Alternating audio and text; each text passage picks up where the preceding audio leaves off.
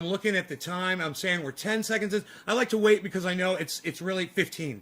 15 seconds in, we're on every channel. We're broadcasting to 17 channels, 6 YouTube channels, and we're broadcasting to 6 Facebook channels. We're on DLive. We're on Trovo. We're on Twitch. We're everywhere in NAYS Garden, and we've got the one and only Matt Dillahunty from the Atheist Experience. Matt, thank you so much for joining us today. Sure, thanks. Happy to be here. He's a former Southern Baptist Christian who is, and correct me if I'm wrong on any of this, who's now the award-winning host of the Atheist Experience on YouTube. He's also seen in podcasts The Line and The Hang Up, and he's you can check him out on all 3 of those podcasts, and you guys should definitely subscribe and click that bell icon so you get notified anytime he goes up.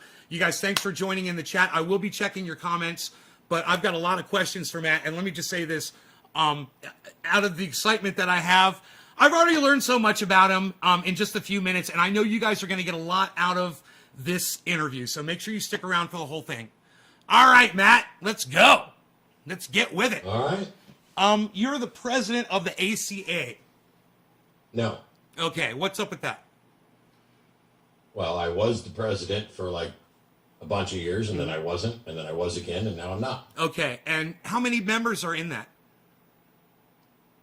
I don't know what the current membership is, but also the there are changes coming to the way membership works. I think I don't know in the near, how long. We've learned a lot in COVID, but I can't speak on behalf of the ACA right now. I mean, not in any fiscal capacity. I'm still on the board of directors. I'm just kind of curious how big around a kind of like a general estimate kind of number can you give me? I think like dues paid members was in the 200 to 300, but okay.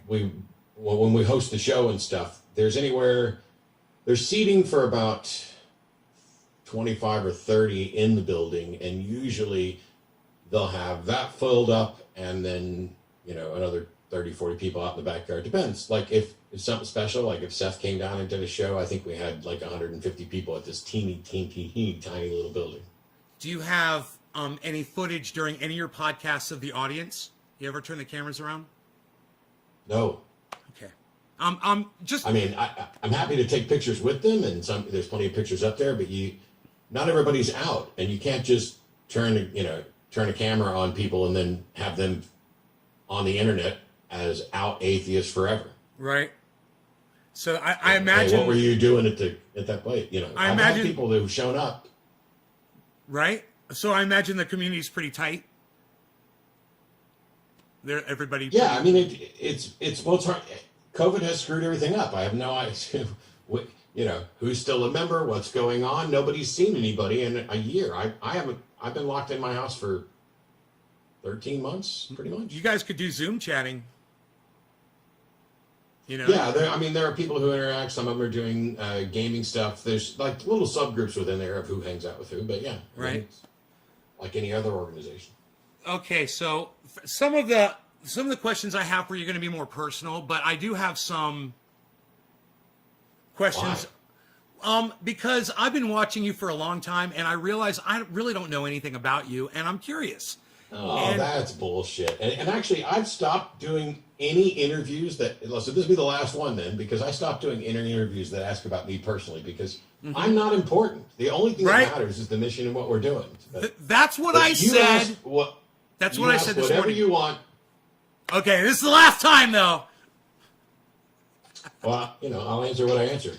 Okay, for some people, believing in the lie of religion that's what I call it. It provides, well-being or comfort to them. Is there a way that you see to remove the lies from religion? Well, remove the lies from religion. Yeah. So the religion goes away then. If all that's left is the truth, then there is no religion. What if you rewrote the Bible? Like I've heard you make comments. I could rewrite the Bible and exclude slavery. Yeah. What if you rewrote the Bible and excluded, or put a little thing that said, this is a story, but it goes like this, like a little, a footnote? I mean, what good would it do for me to rewrite the Bible? We already have a Bible. I can't magic the world into forgetting about the Bible, and if I could, I wouldn't give them a new one. Because for me, any kind of a thing that's based on a lie is unhealthy.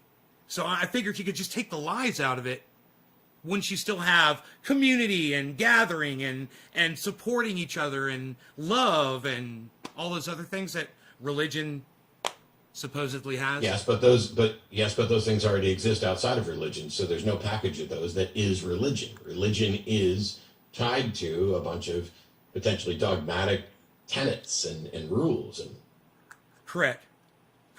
Okay, so I understand exactly what you mean by that. But when you speak to the people that disagree with you, does it hurt you personally to know that they have this belief that is possibly hurting them? How do you feel about it? Yeah, it hurts your feelings. Well, it's the whole reason I do what I do, is to prevent people from hopefully being mired in that forever. Exactly. I was in it for a long time, and now I'm out. Exactly, because you generally have a love for people, and I've noticed that about you. You're tough on callers, and you don't put up with ignorance, and you'll hang up on people, or you'll even curse at them, and I have no problem with that whatsoever. I've watched you. I went back and I watched some of your old videos, and I noticed that you really hadn't evolved too much. You watched some of your very first videos on YouTube, and it's basically like just tuning into a recent one. You're the same guy. You haven't really evolved since YouTube. That's like 11 years. I've gone through this huge evolution, and I don't think the same thing has happened for you, because you were who you were when you started, and I wasn't. I was this guy that just maybe had an opinion, and I evolved into this monster. But you have not changed, and it hasn't affected you, and I've noticed that. But what, through your podcasting years in the last 11 years, what do you feel has changed you that maybe I wouldn't notice?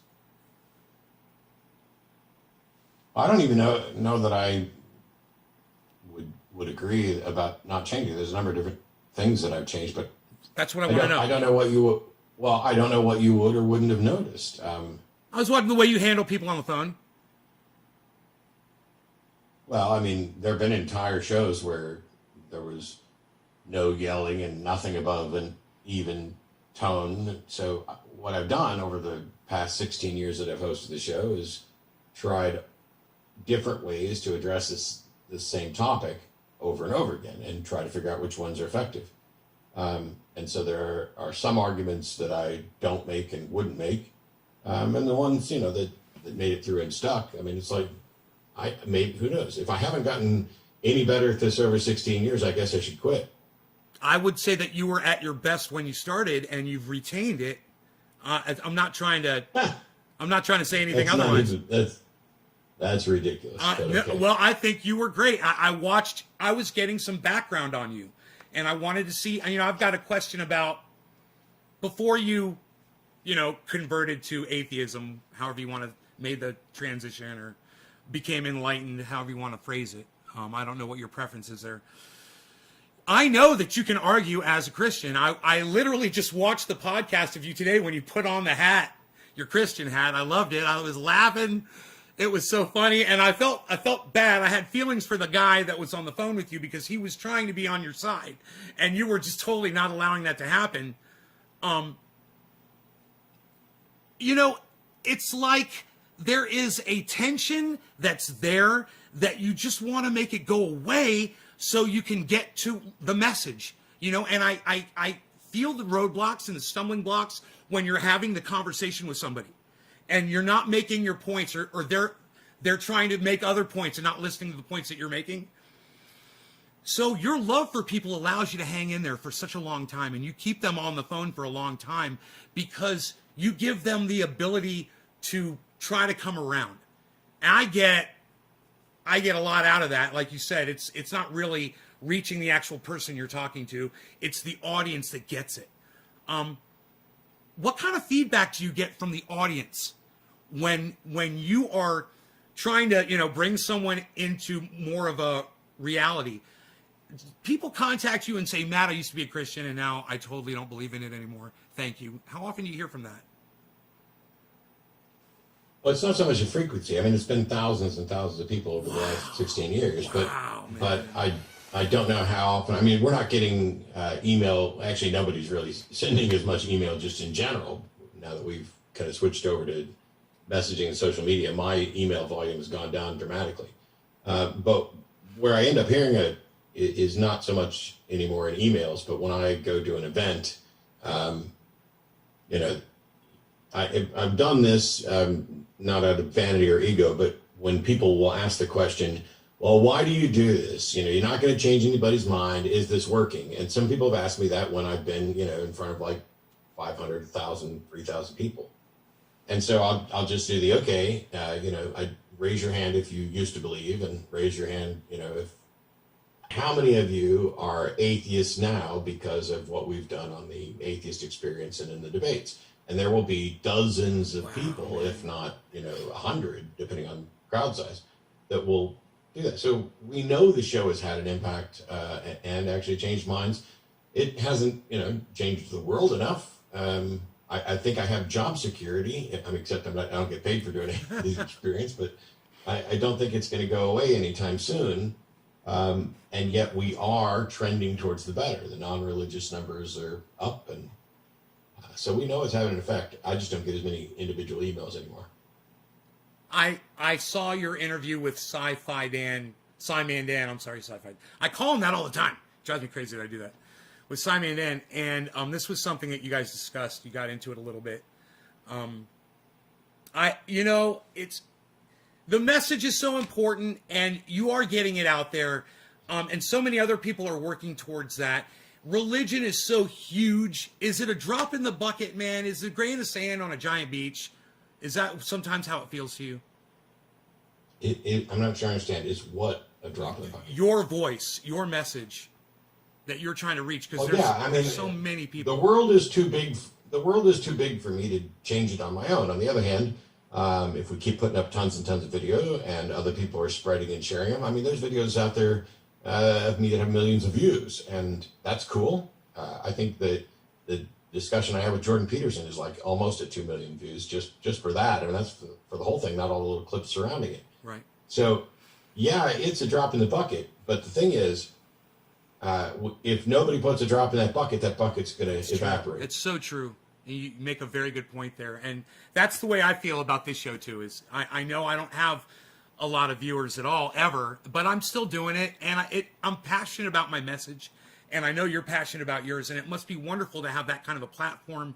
People are listening to you, and I want to ask you, the people that come in and sit with you on your show, the people that you have as co-hosts, a lot of them come from similar backgrounds as you, at different ages and whatnot.